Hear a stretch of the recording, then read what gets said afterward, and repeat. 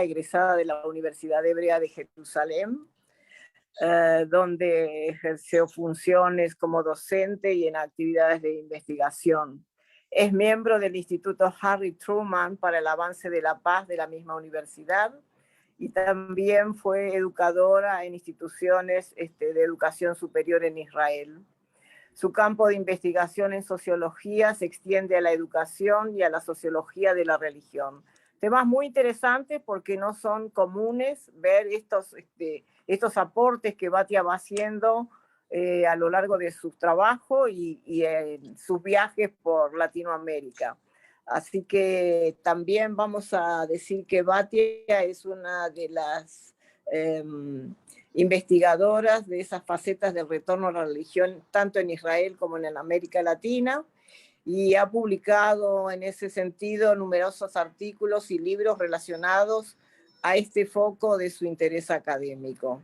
Así que nuevamente estén atentos porque sus aportes en estas investigaciones son muy interesantes, muy novedosos y además son de gran vigencia y actualidad en distintos países de América y nos da la pauta de cómo hay una nueva corriente religiosa en nuestras sinagogas y en la comunidad en general, ¿no? A lo largo de toda Latinoamérica y, como bien dice, en Israel también. Querida Batia, todo tuyo, el micrófono y la pantalla. Bienvenida. Bueno, muchas gracias a CIDICEF por la invitación. La verdad que es una organización, como le comenté a Mario, una oportunidad que realmente admiro el commitment, es decir, el compromiso que tienen con lo que hacen, la actividad que no incesante, y siempre un lugar donde me sentí muy acogida y un poco en casa, como se diría, a pesar de que no soy sefaradí, pero aún así. Bueno, en algunas palabras, antes me preguntaron cómo es que llegué a Panamá. El tema de investigación para mí fue realmente el proceso de vuelta a la religión en Israel, un proceso del que investigué por varios años, pues publiqué un libro del movimiento Shas, que imagino que habrán escuchado de una manera u otra su existencia, y después que mientras elaborábamos el libro y trabajamos, que lo hizo con el profesor David Lehman de la Universidad de Cambridge, empezamos a ver de que el fenómeno no es un fenómeno israelí, es israelí pero con extensión a diferentes lugares del mundo, y desde allí comencé de manera paulatina a interesarme en qué es lo que sucede en Latinoamérica. Como dije antes, en uno de mis visitas hace un tiempo a Buenos Aires, alguien que no había vuelto por muchos años, fue realmente para mí sorprendente ver en las calles gente vestida como los barrios religiosos acá en Israel. ¿Por qué Panamá? Porque en Panamá me dio como primer paso, digamos, bueno, la posibilidad de analizar el fenómeno dentro de los marcos de una colectividad, de una comunidad pequeña. Y eso tiene sus ventajas, digamos, para poder conocer fenómenos que en las comunidades grandes, como en Buenos Aires, que es donde también trabajé el tema, es mucho más difuso y más complejo de analizar, o como se diría, de poner el punto en situaciones muy específicas.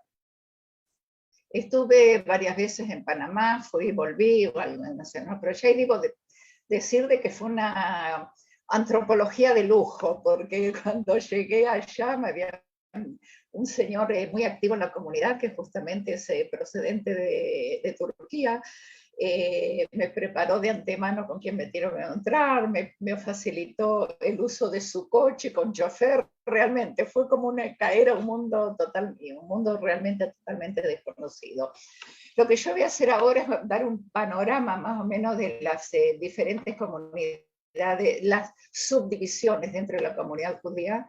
Y cuando terminé de preparar la conferencia me di cuenta cuánta razón tuvo María de poner el signo de pregunta al final del título. Eso lo vamos a ver a medida que vaya elaborando el tema. Después de dar un panorama así general, voy a centrarme específicamente en el proceso de la Teshuvá. Ok, ahora creo que puedo ya, ¿verdad, Ilan? Sí, sí, claro que sí. ¿Está bien? Perfecto. Ok. Perfecto. Así como decimos las comunidades judías en Panamá, su renovación religiosa con signo de pregunta, que como dije recientemente. Ok. Solamente un panorama, la ubicación de Panamá, todos ustedes la saben, yo no tengo que aclararlo, lo que sí se debo hacer cuando hago la presentación no para latinoamericanos.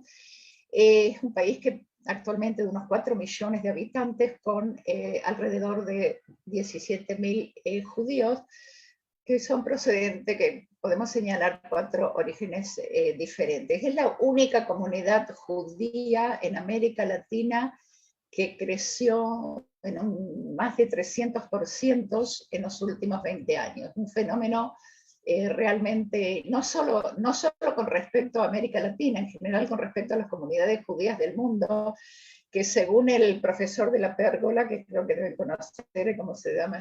Es el filósofo del mundo judío, las comunidades judías siempre se van achicando. Hay un chiste que siempre le decimos acá, que entre una charla y otra, Sergio de la Pérgola ya hizo desaparecer a otros miles de judíos, es decir, entonces, porque realmente él sigue de manera muy sistemática el desarrollo de las diferentes comunidades en el mundo. En ese sentido, Panamá es un caso diferente, ejemplar, y mucho de estos motivos son sin duda el desarrollo económico del país, del que no voy a entrar en los detalles, pero más o menos son conocidos. Ok, cuando hablamos de la comunidad judía en Panamá, nosotros tenemos de forma general 4 grupos, no es que cada uno está totalmente dividido, pero es lo que nos da más o menos el panorama. Un grupo son los que llegaron a Panamá en el siglo XIX, en la segunda mitad del siglo XIX, de las colonias portuguesas de América Latina, Curazao y otros lugares, y se instalaron en Panamá después de la separación. Primero eran parte de Colombia, después la separación de Colombia, bueno, no, y Panamá se transformó en un país independiente. El otro grupo que caracteriza también la comunidad son gente originalmente especialmente Europa Oriental, aunque hay también algunos que vinieron de algunos países de Europa Occidental. Esta comunidad, bueno, después voy a hablar en detalle un poco más de ellas. Digamos, la gran mayoría vienen de lo que era Siria y Líbano, y también de los países de la cuenca del Mediterráneo, no son muchos, pero también los hay. Y cabe que llegaron más o menos de Europa Oriental en los años 40, de Siria y Líbano primero en las primeras décadas del siglo XX y luego en los años 70. Voy a hablar con más detalle, y tenemos un cuarto grupo que son los israelíes que llegaron en el siglo XX y siglo XXI, que son grupos pequeños, y actualmente tenemos una inmigración de gente de otros países de América Latina, es decir, Venezuela, Colombia, Argentina, Uruguay, etcétera, etcétera. Cada uno, es decir, cuando hay grandes crisis económicas o políticas, uno de los puntos de movimiento es también hacia Panamá. Ok, primero voy a hablar un poco sobre lo que dicen los que se llaman los faradíes antiguos, es decir, la gente que venía de las colonias portuguesas de América Latina, la congregación de ellos se llama Kol Shearit Israel, es decir, ya desde los comienzos de los años 80. Son, digamos, los descendientes directos de los judíos de la península ibérica, y hay aproximadamente unas 200 familias. La característica de esta comunidad es que son un grupo que tiene un contacto mínimo con las instituciones judías.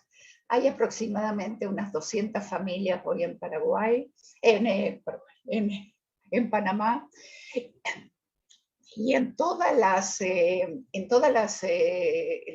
subcomunidades, llamémoslas así. Yo siempre menciono la escuela, porque las escuelas son una de las instituciones más fuertes alrededor de las cuales la comunidad se reúne, se organiza y asegura su continuidad. Estos grupos se caracterizaban desde un principio por casamientos mixtos. Los primeros inmigrantes que llegaban eran en mayoría hombres, es decir, vinieron algunas familias, pero muchos llegaban hombres solos, que se casaron también con mujeres locales. Este es un punto muy importante por la relación de las demás comunidades hacia este grupo. Ellos están relacionados con el movimiento conservador y reformista, es decir, no es exactamente una pertenencia institucional directa, pero esas son las fuentes de relación dentro del judaísmo. Y es la comunidad que está más ampliamente incluida en la sociedad panameña y excluidos de la comunidad judía. Es decir, es gente que económicamente están en una situación muy buena y tienen realmente desde el punto de vista financiero, lo que era ¿cómo se llama? De viajes en avión,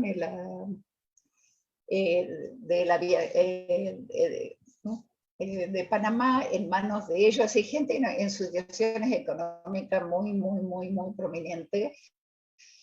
Y además también profesionales muy prominentes dentro de la sociedad panameña, porque ellos desde una época más o menos temprana ya empezaron a desarrollar distintas profesiones y estudiar parte inclusive fuera de Panamá mismo. O sea que es una presencia muy grande. También de este mundo, de esta comunidad, hay gente que actúa en la política, en la sociedad, y aparte de la economía, tienen contactos con los panameños, no solo contactos de trabajo, sino que también contactos sociales. De acá, como dijo Mario, salieron dos presidentes, se puede decir, y uno de ellos del Valle, que dijo que los únicos dos países del mundo donde hay presidentes judíos es Israel y Panamá. Ahora, uno de ellos en el año 67 duró una semana solamente en el gobierno por convulsiones internas dentro del país, y su sobrino, 20 años más tarde, en los años 80, alcanzó a estar en el gobierno unos 3 años. Bueno, no voy a entrar en la política panameña en esa época, pero es un hecho, de que ellos estaban orgullosos de pertenecer a Panamá en el sentido amplio de la palabra. Ahora paso un poquito para dar unos detalles sobre la segunda comunidad de Europa Oriental, digamos, que llegaron a Panamá. Los grupos más grandes llegaron en los años 40, más o menos, en el siglo XX, fundamentalmente, como dije, de Polonia y Rusia. La escuela donde ellos estaban, o que servía, digamos, a esta comunidad, era la escuela Albert Einstein, que después pasó a ser religiosa, es decir, era una escuela de mucho prestigio, donde estudiaban también niños no judíos por el alto nivel que tenía esta escuela, es decir, que muchos padres no judíos enviaban a los niños allí. Olvidé de decir un detalle, en Panamá es un lugar multicultural donde existen también nativos, también negros, también chinos, hay sus explicaciones cómo llegaron allá, y están los blancos. Los blancos son apenas el 7% de la población y ellos ocupan los lugares más altos de la jerarquía y dentro de ellos están los judíos. Este es un dato que da un panorama más o menos. Cuando yo digo que los chicos de otras familias iban a estudiar ahí era porque había cierta unión o cierto deseo de ser partícipes de una educación mejor. Durante los años, digamos, a finales del siglo pasado, mucha gente de esta comunidad emigraron a Estados Unidos, a Israel y a otros países de América Latina, después vamos a explicar por qué. En el año 2008 se abrió otra escuela, porque la escuela Albert Einstein, después de muchos conflictos con otros grupos de la población, se transformó en una escuela religiosa. Entonces, la gente de Cole de Sharit Israel y otros grupos, y también muchos de los grupos Ashkenazim, no quisieron seguir mandando a los hijos a esa escuela y se fundó la escuela Maguen David, que está caracterizada más como de ortodoxa moderna. Se estudia en inglés fundamentalmente, el hebreo es un estudio así muy secundario, pero la idea es que los egresados de la escuela pueden seguir sus estudios en Estados Unidos o en otros países. En los últimos años la escuela fue creciendo por la inmigración, como dije antes, de la gente que vino de los países latinoamericanos, que no querían una escuela demasiado religiosa como las demás escuelas que hay en Panamá, y también porque la colectividad misma dentro de las escuelas religiosas no estaban muy contentos de recibir a estos inmigrantes desde el punto de vista del acercamiento a la religión, porque como dijo uno de los líderes, no sabemos de dónde vienen y quiénes son. En general, dentro de la comunidad de Ashkenazí, digamos, hay casamientos mixtos y los hubo a lo largo del tiempo, pero no como comparando con los faradíes antiguos. En el año 2012 se puso la piedra de inauguración de la nueva sinagoga Betel, donde el activismo religioso está dado por Chabad. Ahora, Chabad ahí o en los demás países latinoamericanos que yo estudié no tienen nada que ver con Argentina, ¿sí? Esos son Chabades tanto en México como en Panamá, como en Chile, son muy marginales, es decir, la aceptación es muy limitada. Betel, como dije, más o menos funciona ahí, y este grupo de los Ashkenazim tienen un contacto con la sociedad local, especialmente cuestiones de negocios, pero no solamente, y ciertos rasgos de vida social. Ahora, lo que quiero determinar para entender la situación es que lo que existe, hay un club en Panamá muy prestigioso, digamos como lo que fue en una época el Country Club en Argentina, que entiendo que cambió su carácter, donde los judíos no son aceptados de ninguna manera. Hay un porqué ahí, pero explicado, pero ellos no están permitidos entrar, lo que lleva aún más a la comunidad a formar sus propios círculos sociales. Ahora, el otro grupo que digo que existe son los israelíes, que es un grupo más o menos marginal, que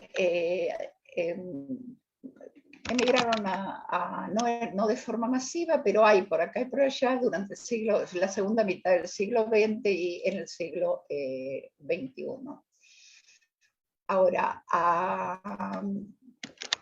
tenemos dos grupos acá. Uno que son los funcionarios, es decir, todo este proceso del Chubal, que enseguida voy a llegar, está siempre acompañado por funcionarios, lo que podríamos llamar, que son maestros, son rabinos, son gente que viene a enseñar un poco de religión, son los que se ocupan de la kashrut, es decir, hay bastante movimiento de gentes israelíes, pero ellos más bien tienen su propio círculo social y son aceptados dentro de la comunidad, pero no, no tanto socialmente, sino que más bien por las funciones que tienen.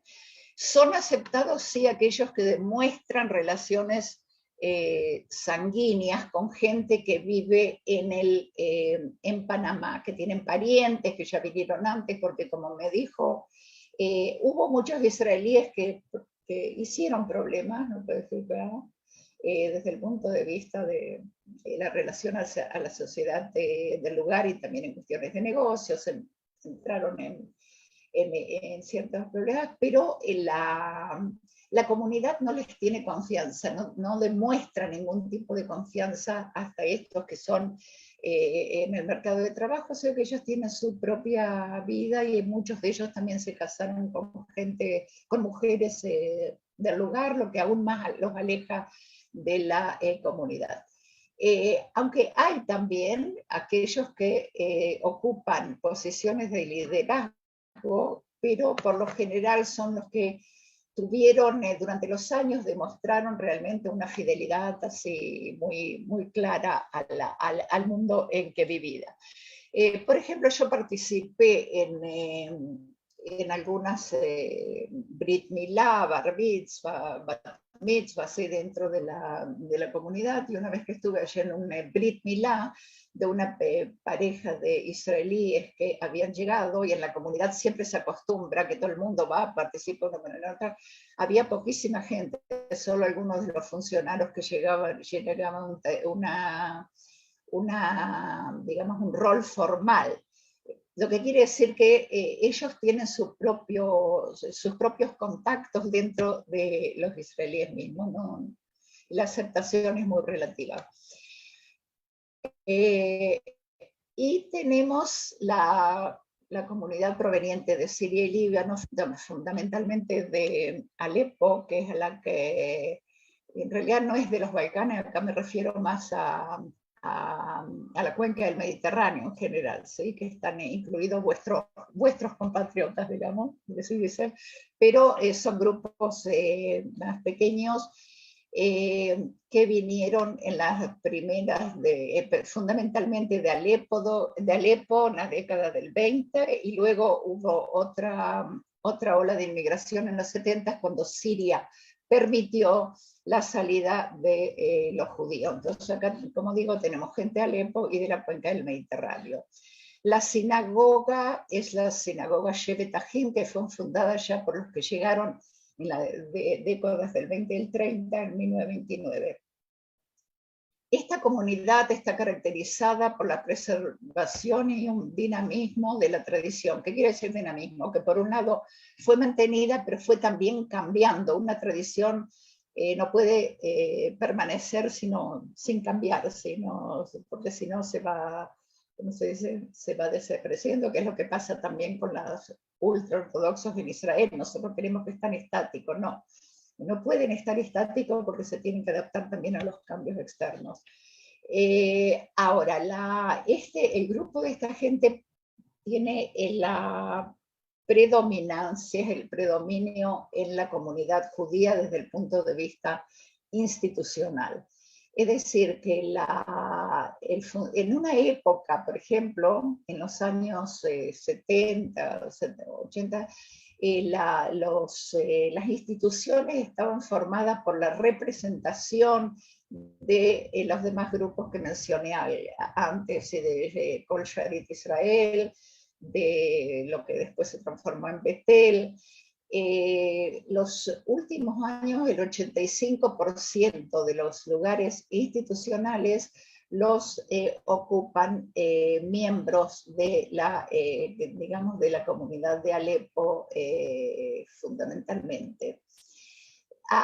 Este grupo converge no solamente por la pertenencia, es decir, que no es solamente que es porque vienen de Alepo y mantienen sus tradiciones, sino que también la concentración ocupacional, la mayoría, otra vez hay otros ramos también, pero la mayoría de ellos trabajan en la zona libre, es decir, especialmente en Colón, la ciudad de Colón, Y había un fenómeno muy interesante que ahora ya hay carreteras, ¿sí? Hay una que une Colón con Ciudad de Panamá, pero en sus épocas viajaban en el tren, es decir, no viajaban en sus autos porque no había una carretera. Y yo recuerdo que quise viajar en ese tren, pero es imposible, no hay pasajes y cada uno tiene su lugar asegurado su ticket, es decir, no era posible conseguir lugares. Ahora, imagínense una pequeña comunidad que no solo vive en barrios, en los mismos barrios, van a la misma sinagoga, trabajan en los mismos lugares, pero también compiten entre ellos, porque hay una competencia muy grande en las ramas de exportación e importación, donde llegan los productos, digamos, del lejano oriente y después los distribuyen por los países sudamericanos, Europa y demás. Este fenómeno es interesante cuando hable dentro de poco sobre la vida religiosa, de cómo a pesar de esta competencia y de estar así tan cerrados entre ellos, de todas maneras pueden mantener una vida comunitaria bastante regular. Las escuelas, que yo como dije menciono, tenemos la escuela, es la Academia Hebrea, que se fue fundada en 1979 como escuela religiosa, digamos. Si ponemos en la línea de las escuelas, esta escuela primaria y secundaria es la Academia Hebrea, sobre la cual hay distintas ideas en cuanto al nivel de la educación. No es una de las cosas que yo puedo dar una visión muy clara porque no entré dentro de los logros de las escuelas, pero acá tenemos los directores, por lo general son argentinos, egresados del seminario, y algunos de México, pero no mucho, me refiero a directores, los que ocupan los puestos principales, pero tiene le da mucha importancia a la religión. Como dije, después también dentro de esta línea se incorporó la escuela Albert Einstein en 1995, un kollel pequeño que se fue desarrollando, una yeshiva que no llegó a grandes, ¿cómo se llama? Grandes medidas, pero también se la vio, empezó a crecer, y un seminario de maestras que es muy interesante porque estudian en el seminario, pero con el tiempo no todas realmente entran en el sistema educativo. Estudian porque algunas tienen una especie de entretenimiento. Una cosa interesante que sucede en Panamá es que los chicos terminan las escuelas secundarias con posibilidades de ser aceptados en las universidades en Estados Unidos fundamentalmente, pero ahí se cuida muy bien de que vayan a los años escolares, en las vacaciones vuelven a Panamá, que no estén en contacto con la sociedad externa, lo que se puede decir, y está todo muy bien organizado alrededor de ello. Los hombres, por lo general, digamos, hago quizás una evaluación muy, pero por lo general no terminan la universidad. Después de un año o dos, por lo menos saben que estudiaron allá y vuelven a trabajar en el negocio de los padres. Estas familias también viven no solo cerca, sino que muchas veces en el mismo edificio. Las familias están, muy, muy concentradas en edificios comunes y hay mucho control en la forma de vida de ellos. Como en la Argentina, eso yo creo que no les digo nada nuevo, también es conocido que los hijos siguen los negocios de los padres, ¿sí? Es algo y voy a dar un ejemplo, por ejemplo, alguien que fue a estudiar, le fue muy bien en alta tecnología, le ofrecieron puestos interesantísimos en Estados Unidos, incluso en las universidades, pero en ese proceso se casó con una muchacha no judía. Los padres simplemente le exigieron volver a Panamá porque dijeron que si no lo iban a desheredar, es un caso muy conocido. Él volvió, se ocupa de los negocios de los padres y como ya tenía, digamos, una mancha en su historia, entonces se casó con una ashkenazía, lo que para esta comunidad es realmente no, es una pérdida de prestigio, ¿sí? En cierta medida. Los casamientos, como digo, son endogémicos, es decir, se casan entre ellos, y es una comunidad que se la puede ver como un enclave dentro de la sociedad panameña.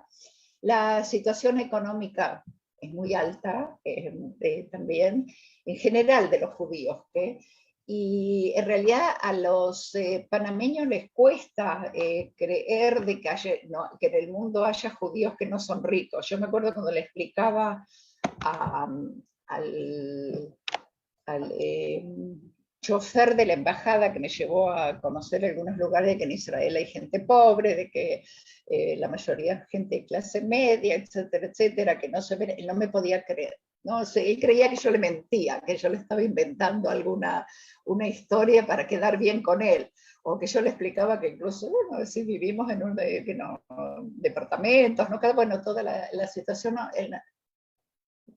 no podían creer. El único contacto que tiene, ahora ellos, estoy hablando de la comunidad Sfaradí, no, Mizrahim, ellos no tienen contacto con la sociedad local, no invitan a ningún no judío a la casa de ellos, y me lo dijeron directamente porque tampoco no quieren mostrar cómo viven, y también, como lo dieron a entender un poco, no quieren contaminación, usan palabras similares para decir.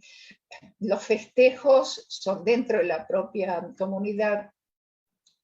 Debo decir que yo vi casas lujosas en mi vida, pero como lo que vi en Panamá nunca, a veces me parecía que es una película de Hollywood, porque la imaginación va más allá de todo lo que uno puede tener. Las festividades se hacen juntas, yo participé en algunas fiestas, casamientos, los demás, y había llegado a extremos de lujo hasta que el rabino, del que voy a hablar enseguida, puso límites y se dijo que, por ejemplo, hubo una vez que habían traído hasta caballos de Perú para llevar la carroza de la novia, sí, cosas de ese estilo, hasta que el rabino trató un poco de cambiar el sistema y permitió que solamente se hagan las fiestas dentro de los edificios que pertenecen a la comunidad. Y bueno, ahora esta fue la comunidad, digamos, la Shevet-Ajin, donde el proceso de Teshuvá tiene su escenario. Antes de entrar en el proceso mismo, quiero hacer una aclaración. El concepto de Teshuvá es un concepto que los ultra religiosos en Israel o en todo el mundo no lo aceptan como Teshuvá, porque Teshuvá es retorno, es decir, Teshuvá es más bien usado en Yom Kippur, el arrepentimiento.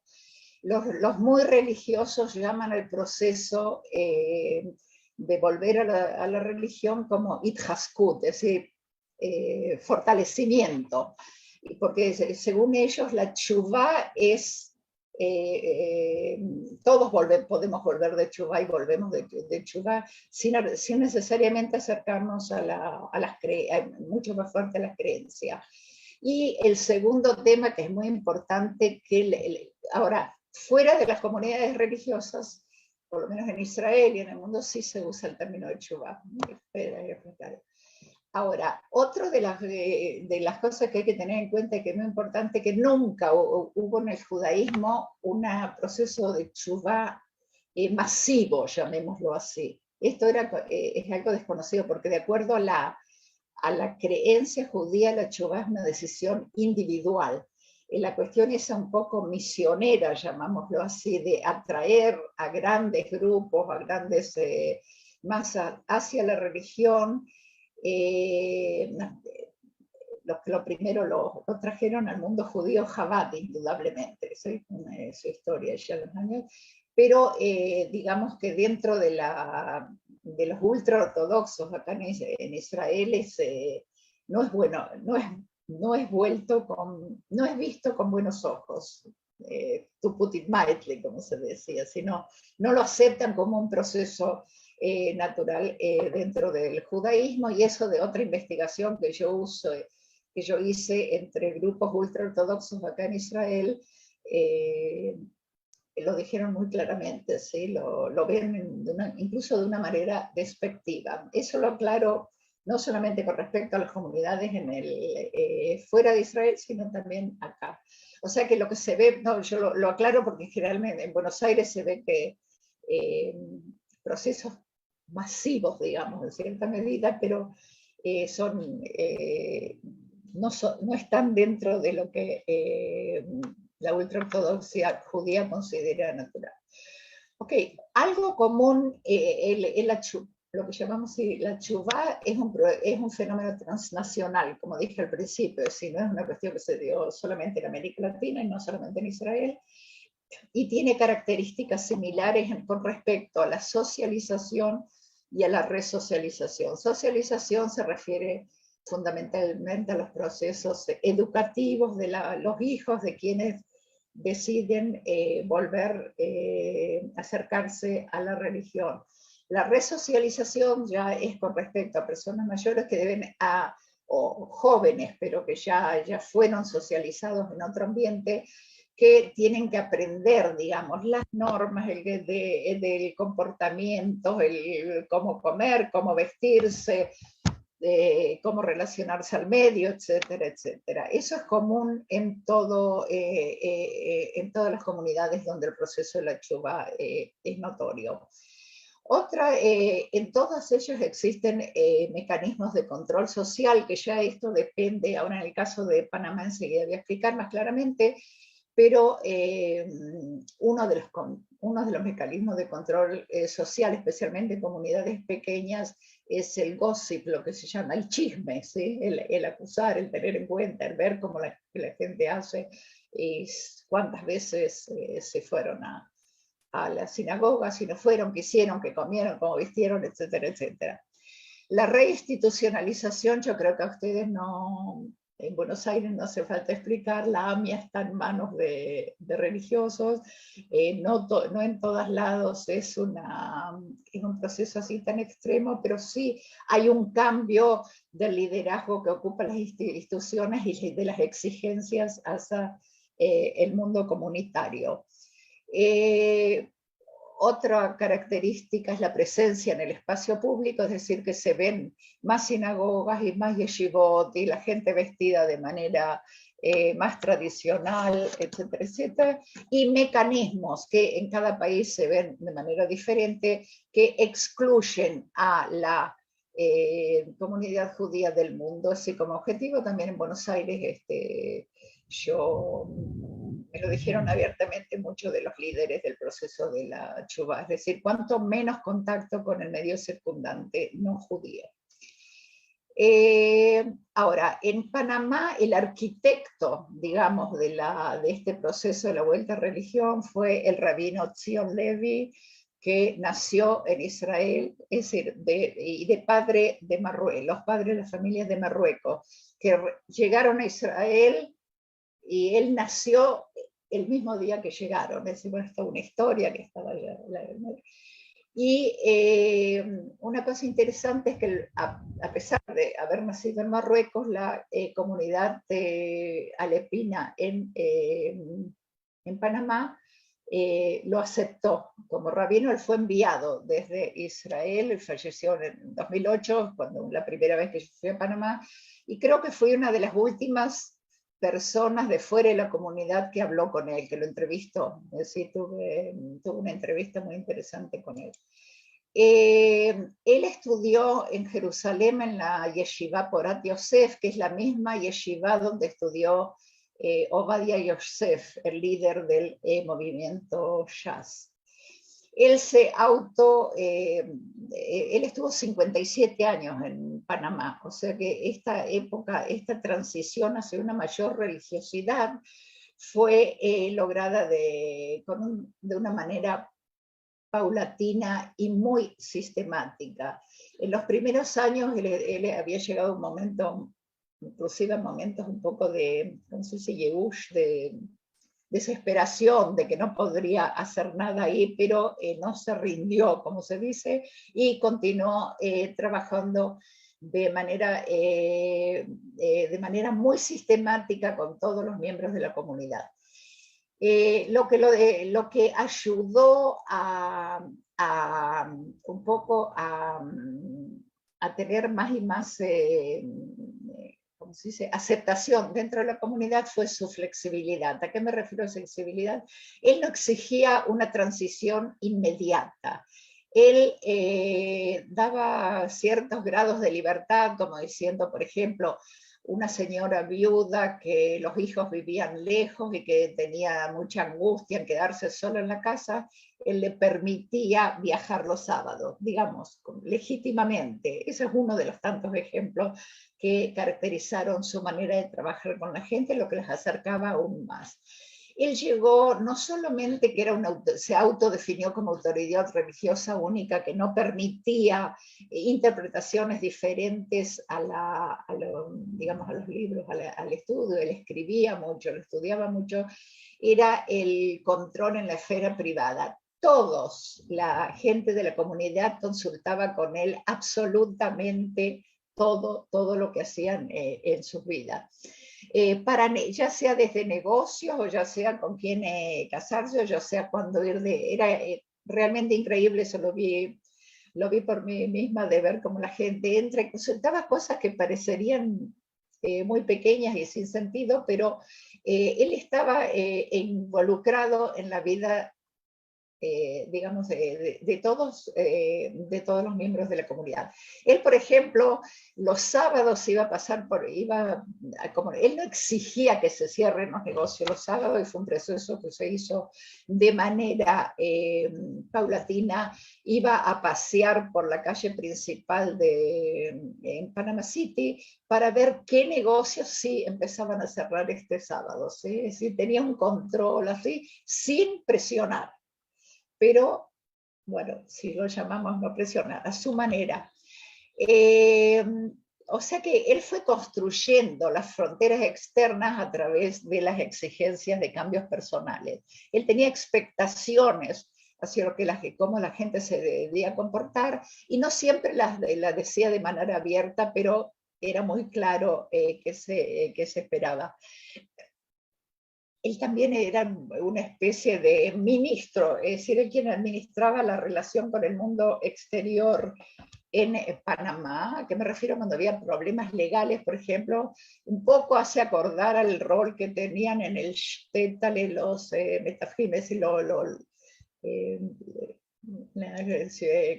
de tener el contacto con el mundo externo, no permitir a la gente que se involucre en Ashtadlan, es en Yiddish, ese que Mishtadel, que trata de que las cosas se tomen un camino más certero. Tenían también relaciones con la comunidad musulmana, es decir, era la persona que representaba a la comunidad judía en todas las esferas. Y él sabía también movilizar gente que lo apoye. Por ejemplo, este señor que les dije al principio que me ayudó tanto, él no era religioso, Moshe Mizrahi, una persona muy especial, pero era casi la mano derecha de Rabino Zion Levi en lo que se refiere a la organización y al mundo externo de la comunidad, y él nunca le exigió que vuelva a Betshuvá, él respetaba su manera de vivir. Movilizaba los líderes, digamos. Ahora, lo interesante es que él también, podemos decir, respetó y utilizó, lo digo entre comillas porque podría decirse, la tradición alepina. Es decir, la gente no dejó de lado su tradición, al contrario, fue a través de que él aprendió y se acercó a toda la forma de vida que los alepinos continuaban. También en Panamá, él introducía, digamos, lo que él veía como cambios necesarios para fortalecer la religión.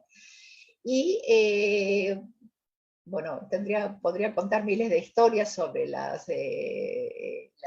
forma en que estas cosas se unían, pero veo que el tiempo ya no lo va a permitir, pero las supersticiones, las creencias, es decir, es todo, era muy familiar, él no pidió un rompimiento con la familiaridad.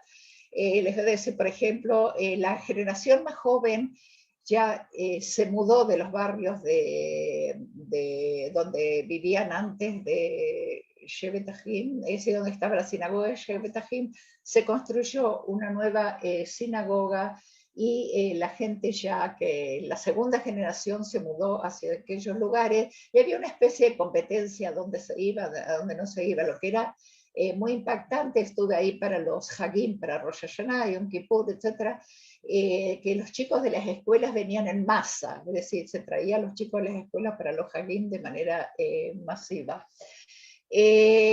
Ahora, por ejemplo, una noche fui invitada a una cena, a una casa donde la dueña de casa era de Alepo, de familia de Alepo, y el muchacho era de familia de Turquía. Bueno, la comida era alepina, pero, por ejemplo, para darles un ejemplo, que era la chuvá, entonces él me dijo, era un viernes y hacía mucho calor, y me dijo, no, hoy no fui a la sinagoga porque no quería ir caminando, porque caminando transpiro la camisa y no quiero llegar hacia la sinagoga. Es decir, esos eran los criterios con los que se jugaba un poco esa pertenencia religiosa. Y el rabino no condenaba, es decir, podemos decir, la inteligencia de él era que él daba esos grados de libertad con tal de que... Ahora, durante toda su estadía, según lo que dicen, los 57 años, es decir, hubo solamente 20 casamientos con gente no judía, que en realidad son números pequeñísimos, ¿sí? Los sirios son, desde el punto de vista numérico, el 64, 65% de la comunidad. Y esta es la famosa historia de un casamiento que creo que la deben conocer, quizás ustedes también, es que de un muchacho judío de origen sirio que se iba a casar con una chica no judía y el mismo día del casamiento, él lo llamó, el rabino Zion Levi lo llamó que venga a hablar con ella. El chico dijo, sí, yo sé que vos me querés decir cómo mantener una casa judía, etc. Y dijo, no, que te quiero dar la barajá, es decir, te quiero bendecir. Cuando llegó el chico lo encerró en su escritorio, lo cerró con llave, no lo dejó salir. Mientras tanto, la chica estaba esperando en la iglesia y bueno, el casamiento se disolvió, ¿sí? De una manera u otra. Esa es una historia muy, muy conocida en Panamá para demostrar cuánto él cuidaba esta cuestión de impedir la asimilación de una manera u otra. Ahora, por ejemplo, como dije anteriormente, el hecho de cerrar los negocios en sábado era un logro muy importante, y también esto fue paulatino, muchísimos negocios están en manos de judíos. Lo que fuera de cuestiones así comerciales, el contacto que tienen los judíos con el mundo no judíos a través de la gente que trabaja en las casas, los empleados. Cada casa tiene por lo menos 4 o 5, entre el jardinero, los que limpian, el chofer, etcétera, etcétera. Y esa es más o menos el contacto, digamos, con el mundo judío. Las mujeres, bueno, en los últimos años empezaron a trabajar un poco más, pero en general no trabajaban tampoco. Y otro fenómeno interesante que también Mario lo escribió son los supermercados. Es decir, Panamá tiene, creo que aún ahora, el supermercado más grande de kasher en el mundo. Es decir, Hay uno quizás en Israel que tiene el tamaño de ese, pero es extremadamente lujoso, extremadamente muy grande, muy bien ordenado, y traen los productos o de Israel o de Estados Unidos, etcétera, pero ese es muy especial, y tienen otros lugares más pequeños también que tienen comida kasher, porque como todos lo sabemos, los judíos no todos aceptan la kashrut esta o la kashrut del otro, ¿sí? Pero este supermercado es un fenómeno. Y otra cosa que creció en 4 años son los restaurantes, es decir, de 6 restaurantes que había kasher, que una parte de ellos estaba dentro de las organizaciones judías, se creció a 16. Bueno, después algunos cerraron, pero otros abrieron, etcétera, etcétera. Y mucha gente no judía también iba a comer a esos restaurantes por el tipo de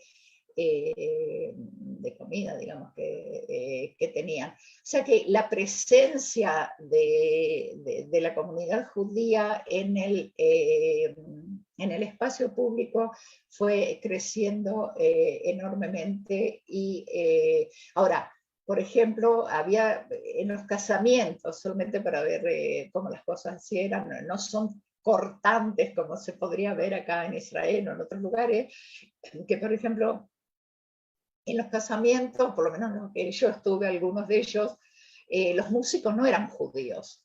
Y también se bailaba juntos, mujeres y varones al principio, ¿no? Pero después ya, todo decir que había, digamos, es una especie de compromiso que por sobre todo lograba mantener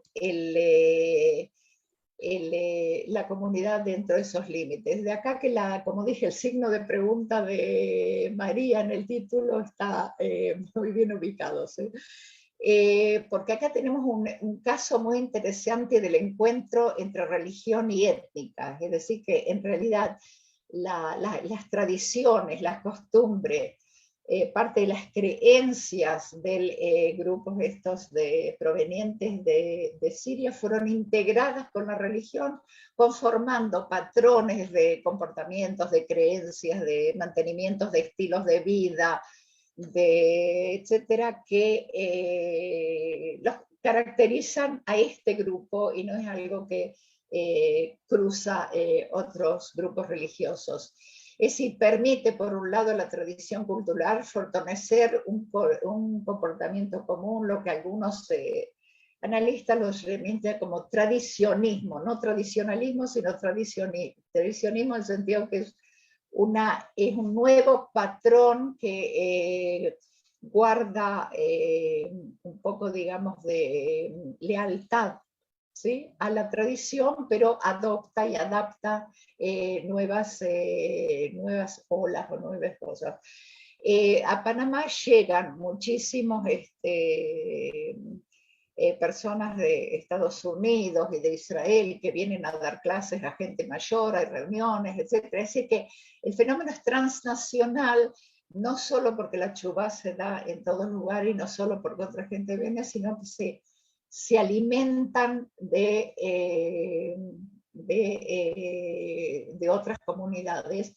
Y por supuesto, en Panamá, como la mayoría de las comunidades de la diáspora hoy en día, el sionismo no existe. Si la identificación es con organizaciones en Israel o con yeshivot o con grupos determinados, pero no con la identidad con la entidad, no con la entidad política, cultural de Israel como Estado, ¿sí? Sino que hay aportes, pero muy determinados de acuerdo a todo tipo de selecciones. Bueno, la comparación de Panamá con otros de los países, como dije, a los que también dediqué un poco el estudio, resulta muy, muy especial y muy interesante. Y acá indudablemente es una comunidad muy fuerte, muy solidaria y con ayuda mutua, y lo interesante también es como las tensiones, como que dije antes, de la convergencia en todos los aspectos de la vida, son manejadas. Ahora, como dije también, hay más sinagogas, más repartido, y se siente también que los que van acá no van allá, como en todas partes, ¿sí? Las divisiones dentro del judaísmo, que son como, no sé, como la historia del Robinson Crusoe judío, ¿sí? No solamente allá. Después que Levi falleció, alcanzó a llegar a Israel, falleció acá.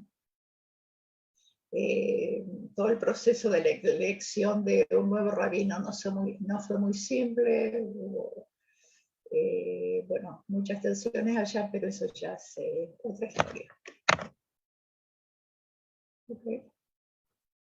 ¿Preguntas? Katia, ha sido impresionante, increíble. Mira, te invito a que dejes de compartir pantalla para que veas los aplausos que hay del otro lado, porque ha sido una disertación que nos atrapó. La verdad es que yo, por lo menos personalmente, te reconozco que no conocía esta parte de la historia, pero te quiero decir algo. Es muy común para los jóvenes de Argentina que suelen hacer el viaje de Panamá a Costa Rica, sobre todo, por supuesto, los jóvenes judíos, que dicen, tenés que ir a pasar un Shabbat a la comunidad de Panamá. No vas a vivir en ningún lugar del mundo, ni siquiera en Israel, un Shabbat como los que se viven en la comunidad de Panamá. Así que parece que el tema también es como bastante atrapante para la juventud en América Latina. Te puedo hablar del caso argentino, que tengo amigos que me dijeron, sí o sí tenés que ir y pasar un Shabbat ahí. Voy a agregar en este momento ahí a la pantalla a María Cherro Azar, que sé que tiene una pregunta para hacerte. De mi parte, decirte, Batia, ha sido maravilloso este encuentro. Es decir, okay. Sí, realmente Gracias. apasionada, se nota mucho la pasión que has puesto en esa investigación y el conocimiento profundo de cada uno de los detalles de la vida de los judíos de Panamá. A mí me pareció realmente asombroso toda esa institucionalidad, la cotidianeidad, la problemática, los conflictos, de qué manera se resuelven. Realmente felicitaciones y agradecida. Dos cosas quiero decir.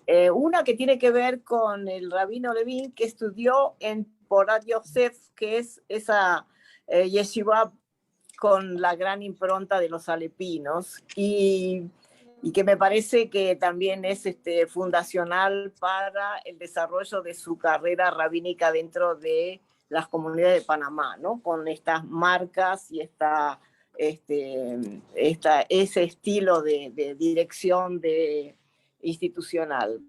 Y lo otro que quiero comentar, que sí que vos lo dijiste al final, que es la solidaridad de la comunidad panameña, porque Argentina ha sido beneficiada en muchísimas oportunidades por la ayuda, por la tzedakah, por el acompañamiento que hizo a muchas familias, tanto las que viven en Buenos Aires como las que se trasladaron a Panamá para desarrollar, para continuar su vida judía allí, ¿no? Así que, no sé, me parece interesante otra cosita más que tenía que ver con la presencia de los israelíes y cierto rechazo, si tendrá que ver con el sionismo, ¿no?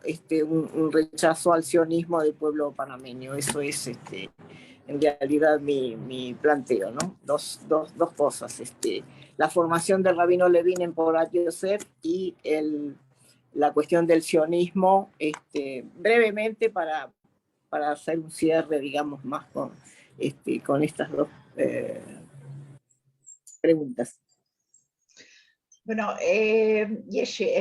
Porat Yosef, no te olvides que de allá salieron rabinos muy, muy centrales, tenía un altísimo nivel, pero no es específicamente alepina. Es decir, la presencia de los sirios en Israel no es muy fuerte, digamos, son grupos muy pequeños, y no tiene, el Rabbi Obadia Yosef y muchos de los que trabajaban con él no son alepinos, es decir, la tradición de la yeshiva es una tradición, bueno, acá yo me cuido como usar el término sfaradí o mizrahi, porque ustedes saben que en Israel se usa diferente, ¿sí?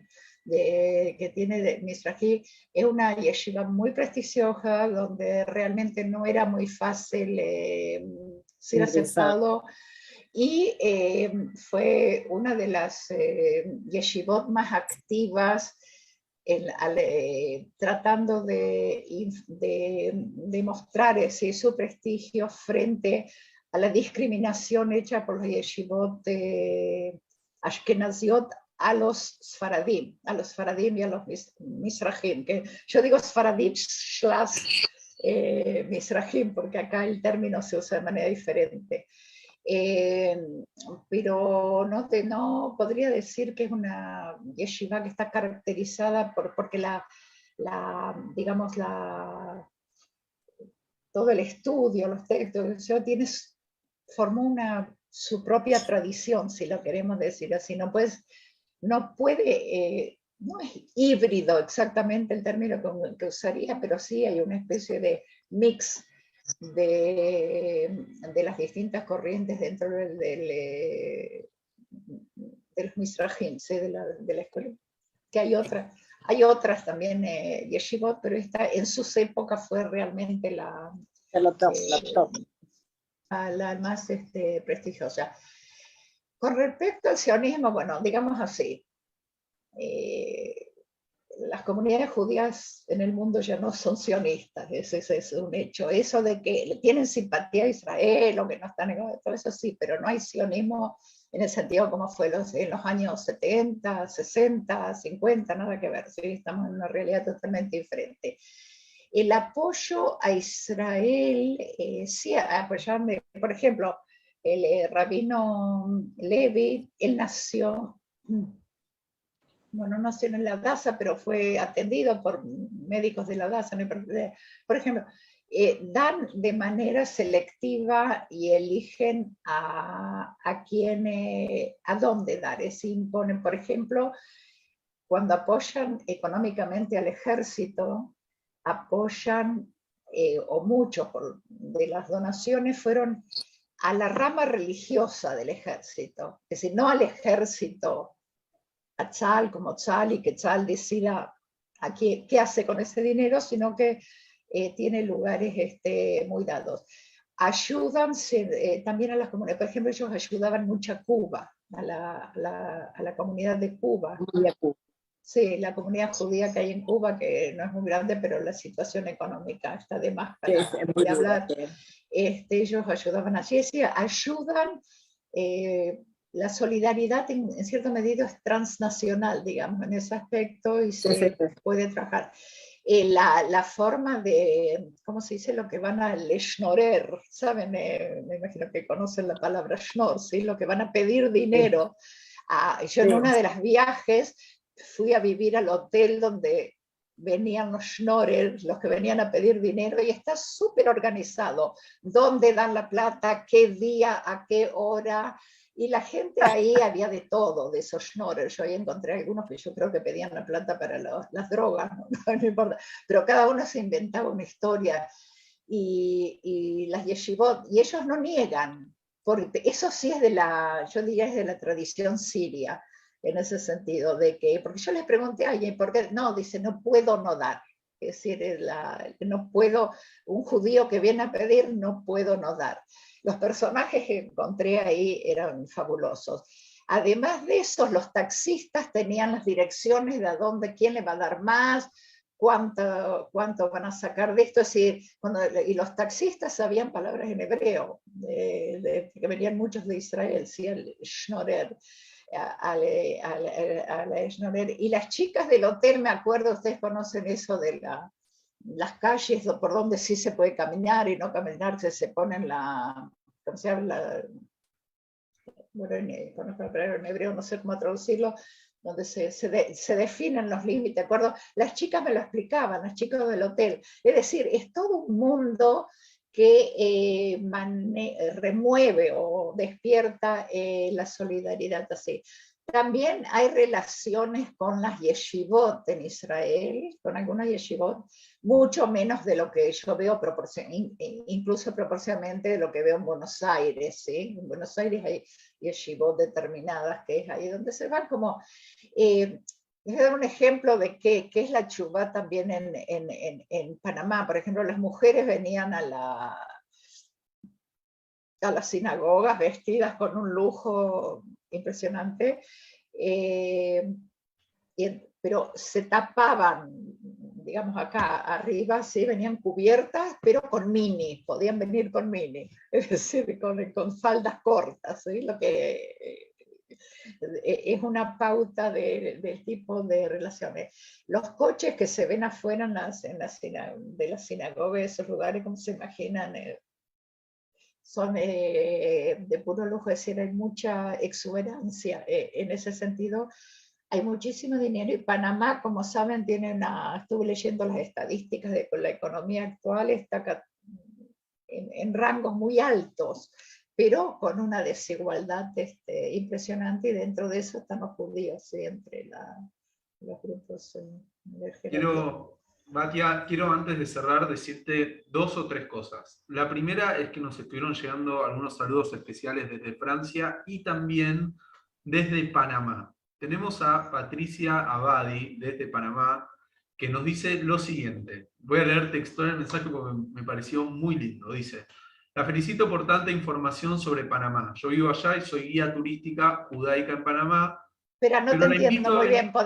¿Podés leer más lento? Porque no hay una molestia en la comunicación. Dice Patricia Abadi que es guía turística judaica en Panamá y que te invita a ir a Panamá para ver muchos cambios que han ocurrido y que ahora son una comunidad mucho más fuerte y envidiable del resto del mundo. Y también dice que Panamá es muy sionista y que últimamente están trabajando mucho en conjunto con IDF, o sea, con las fuerzas de defensa de Israel, con Tzahal. Así que le agradecemos a Patricia por el comentario que nos hizo llegar desde Panamá. También llegaron algunos saludos desde Francia y varios rinconcitos del planeta. Pero quiero decirte lo siguiente, Batia. Como en el CIDICSET somos insaciables y no nos alcanza con estar hablando de las comunidades judías del mundo, nos vamos a ir no a Medio Oriente, sino que nos vamos a ir al Oriente directamente. Y quiero invitarte, Batia, a vos y a todos a los que están del otro lado de la pantalla, a que el miércoles que viene, a las 6 de la tarde, hora de acá de Argentina, nos acompañen porque vamos a estar hablando de la comunidad judía de China. Nos vamos de un lado al otro, cruzamos acá océanos sin límites. Me gustaría, Batia, si puedes cerrar últimos 2 minutitos para hablar, si bien ya hablaste del tema comunitario, si existe una relación política entre Panamá e Israel que se vea reflejada obviamente en la vida judía que hay ahí en Panamá. Mira, lo que yo conozco, yo justamente en el Instituto Truman, donde soy afiliada, investigadora afiliada, hubo hace unos años, estoy hablando de 3 o 4 años, toda una delegación panameña donde vinieron ministros y ministras también, creo que también había unas mujeres, no recuerdo bien. Y las relaciones, son relaciones diplomáticas, como con la mayoría de los países de América Latina. No conozco exactamente como se dicen los corredores, como se dice no, tengo una relación muy estrecha con el Ministerio de Relaciones Exteriores, pero creo que de manera general es un país con el cual Israel puede contar, digamos, de los que, digamos que no los puede considerar como que nos pueden... Hostil. en contra, claro, hostiles, es la palabra, que no tienen hostiles a Israel, y hay unas relaciones diplomáticas y también comerciales se desarrollaron bastante. ¿En qué medida eso, de forma indirecta? Seguramente que sí, porque los judíos panameños tienen posiciones económicas y muy centrales, pero ¿en qué medida hay un activismo de la comunidad judía en ese tipo de relaciones? No te puedo decir así de manera contundente. Y lo que dijo la intervención de Paraguay, no, es un tema que no voy a hablar, que no es para abrirlo ahora, pero el término sionismo es un término un poco complejo, es decir, apoyar a Israel y mandar dinero, bueno, eso no es solamente sionismo, hay acá otros componentes, pero eso ya es un tema que Lo es dejamos para demasiado una nueva amplio conferencia. demasiado amplio en estos segundos. Perfecto. Señoras, señores, Batia Siosener desde Israel, con conexión directa con Panamá, con todo el mundo. Gracias por tu tiempo, Batia. Ha sido maravilloso el encuentro de hoy. Y solo quería decir que nos veremos pronto, acá, misma hora, mismo canal, desde el CIDICSEF. Tenemos las puertas y las computadoras también abiertas para recibirte nuevamente. Bueno, esto es como decir la contribución de la pandemia. Es verdad, es verdad. Así que todo nos lo vamos con una lluvia de aplausos ahí para Batia. Gracias. Gracias a ustedes por haberse interesado en el tema. Un placer tenerte con nosotros. Nos vemos. Hasta la próxima. A la vuelta. Bye.